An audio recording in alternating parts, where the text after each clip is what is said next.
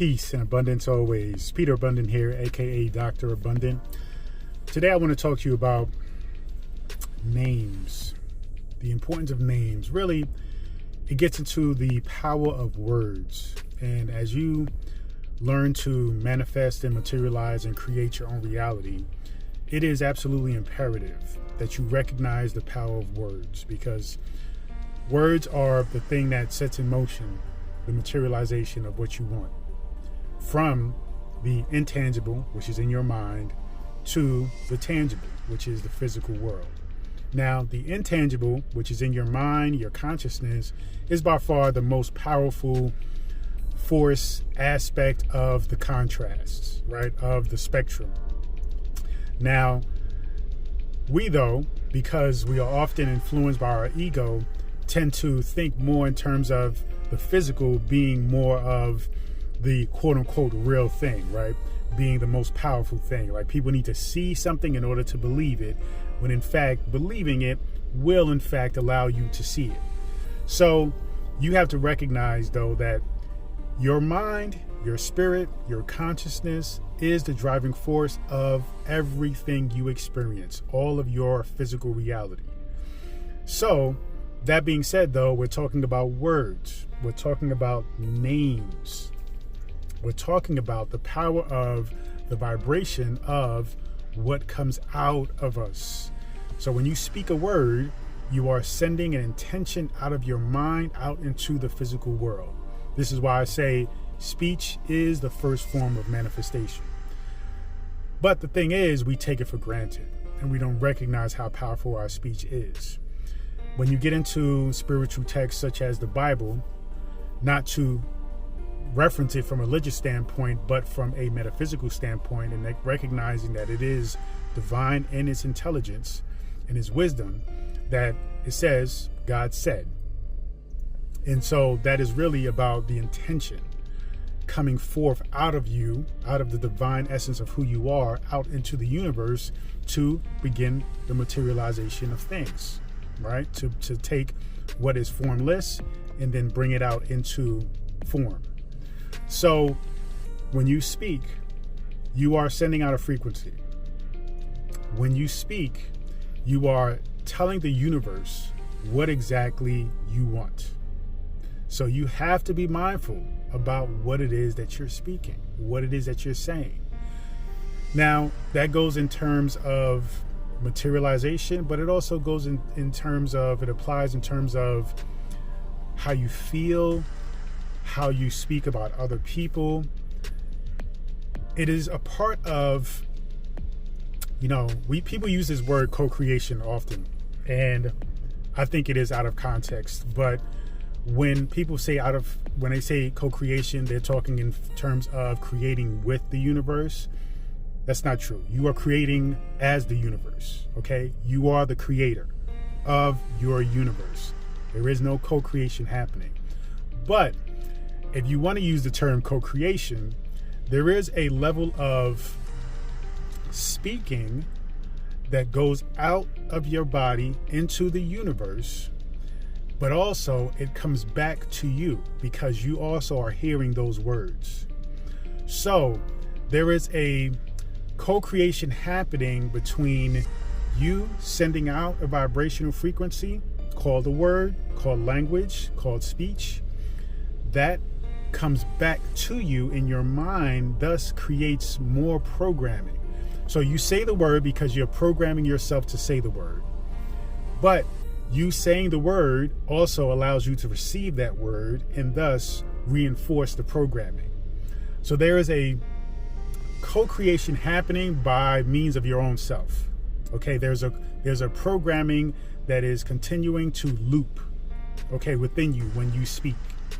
So it's important, be mindful about what you say about other people, even if the person is, mean, is out of pocket, is a horrible person. Still, be mindful about what you say about that person, because that is coming back to you, and that is a program that you're putting in your own mind, essentially about yourself. Okay. Now, there are many levels to that as well, because people are reflections of the self. Though, yes, people, they are creating their own reality. They have their own lives. They have their own things going on, their own thoughts. But how you perceive that person is a reflection of yourself. So when you speak on that person, right, if you perceive the person as being mean, they're a butthole, whatever the case is, and you speak on that, you are responding and reprogramming, okay, that perception in your mind. You are programming that response in your mind as the quote unquote programmed response toward a person like that. All right. Then you're also programming people like that into your reality. You see, because it's a perception that you have of them. But if you decide that you are going to perceive everybody as divine beings, as beautiful, amazing, intelligent, beautiful expressions of light, and even though you are seeing and experiencing something that is an ideal of somebody, right? They're in a bad mood, they're upset, they're cursing, they may even be yelling at you. When you perceive them from the understanding that we are all divine beings, you are way more compassionate. You are completely empathetic. And though they are projecting, right, negative feelings, emotions towards you, you receive it differently from a state of understanding, from a state of being graceful, and you, instead of receive that and then project it back out at them, right, letting them lead you in how you're being, you then decide, you know what, I'm going to lead from a place of love and be more compassionate and understanding, thus saying things, doing things that will kind of calm them down. But it also starts with speech. But I went a little bit off. But the point is, when you are coming from a place of speaking, being mindful about what you say and intentional and on purpose, then you are sending out a frequency to the universe, sending out a frequency to individuals, right? Sending out a frequency into your own mind to reinforce the intention behind the word that you're saying in the first place.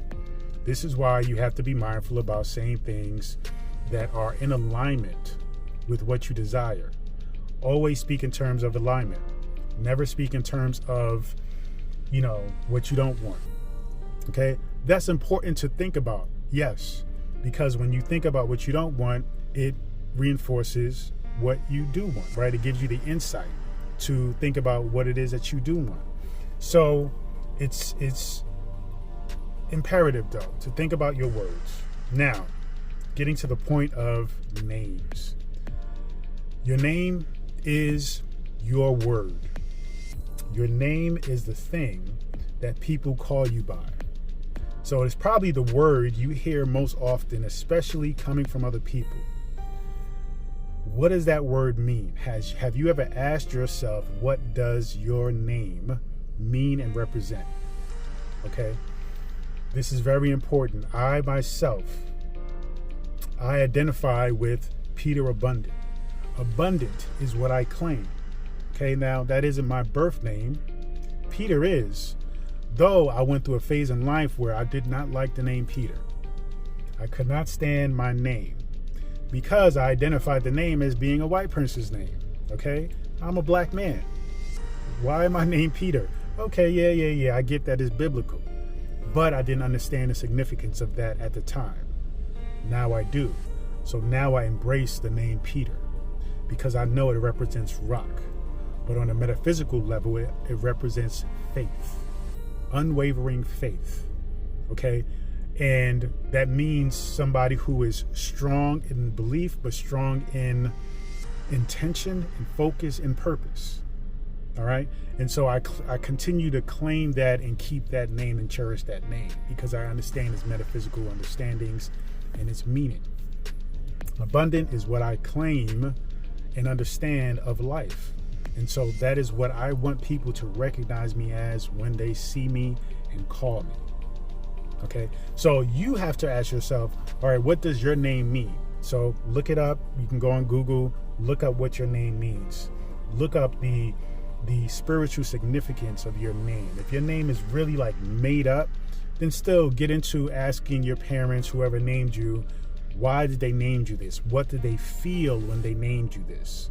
Okay. Even you can go as far as asking other people, what do they feel when they say your name?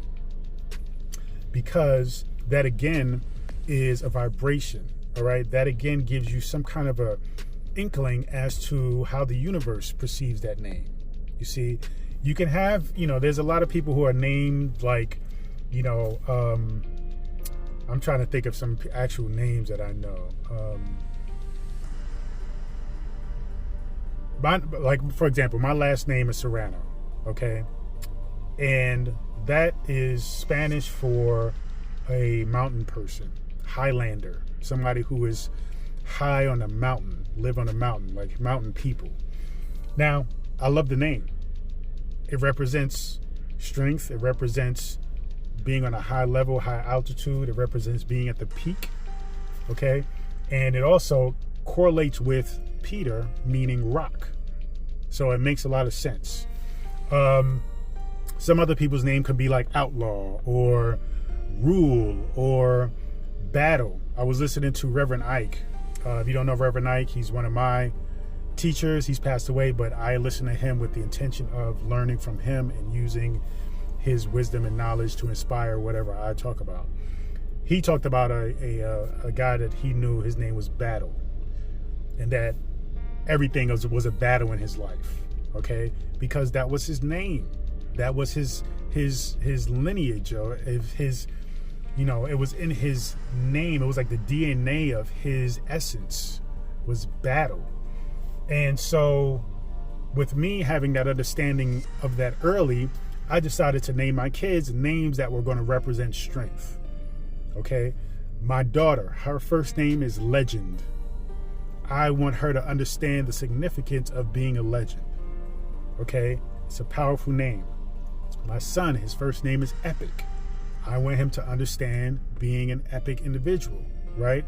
I call him Powers. That's my nickname for him. It's also his middle name. So that is a name of strength. Okay, power. I want him to encapsulate that. I want him to hold the essence of that energy. So when you think about names, recognize that your name is how you begin to claim the very essence or reality that you want for yourself. Now, some people will assume, well, I can't change my name. Yeah, you can. You can change your name. You can change it legally through the government, or you can just simply tell people to call you something else. A lot of people do it, especially when they come across a religious awakening of some kind. People who convert to Islam usually change their name. Those names have significant meaning. With myself, I changed it to, and I request to go by Peter Abundant or Dr. Abundant. All right.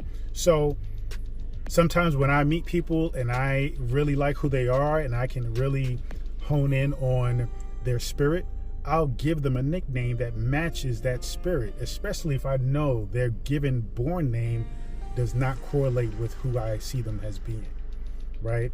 Or even who they know themselves to be and desire to be.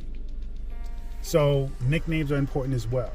So be mindful about a nickname. Always nickname people things that are empowering. I know we get it. We grow up in neighborhoods where people are named Tiny or Little or whatever. I don't want to get into any crazy nicknames, but make sure that when you begin to nickname somebody, man, nickname them something empowering, something that even if you're the only person calling them that, watch the look in their face when you call them a name that is empowering, that is beautiful. They will light up. Okay?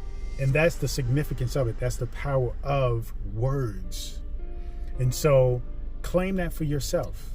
Claim the name that actually resonates with your truest desire and purpose. And also project that out to other people. If you see beauty in somebody, you call them beautiful, right? You call them something. Be mindful about where you are, of course. Be mindful about the workplace. You don't want to get in trouble, but be intentional and be wise about what it is that you call people, what it is that they call you. Okay, let's support and spread a vibration, a frequency of power, of love, of encouragement. Okay, because it's something that we need. We all need it. And I think it's important that you claim it for yourself. So that's the main thing I wanted to share today, because the names we take for granted. I mean, people in certain communities, like the hip hop community, get it. That's why you pick a certain name that represents power. Everybody in the hip hop community who's a rapper, they have a rap name. They have a name that signifies the significance of power, strength, or some kind of beauty, right? That has some kind of meaning and purpose. And they want to be called that because that's what they are claiming for themselves. So it's a representation of your true essence, And sometimes they got to change their name because they evolve and reach another level of consciousness where they recognize the name that they chose at one level of consciousness does not match with their current level of consciousness. So they have to think about a different name, right? Because most times in the hip hop community, you're coming from the streets, your street name is usually a name that represents violence, but it also represents strength. Like, so, you're looking at names of, a gun, Smith & Wesson, something like that, because it represents like power in that community. But then you get to a point where you evolve out of that and recognize that name now represents something different. And so you have to change your name. And that's okay to do as well. Recognize that as your consciousness grows and elevates, everything else is going to grow and elevate as well. Nothing has to stay the same because nothing ever stays the same.